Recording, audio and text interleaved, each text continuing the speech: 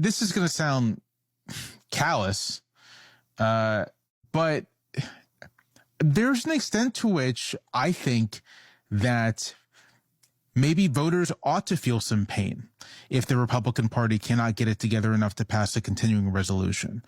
I think one of the dynamics of the past decade of past 15 years of American politics, has been a profoundly irresponsible Republican Party, a Republican Party that is almost completely abdicated any serious attempt to govern the country, and then being bailed out by a Democratic Party that feels, rightfully, I suppose, an obligation to govern the country.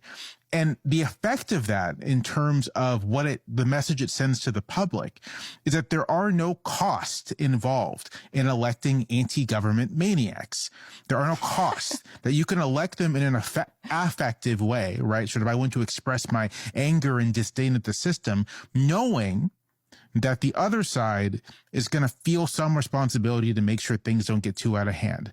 But what if you just let them get too out of hand? What if you say, you know what? This is what you voted for. This is what you wanted. And this is what you're going to get. And don't try to bail out the Republican Party from its dysfunction and its inability to govern. Will that hurt regular people? Yes, it will.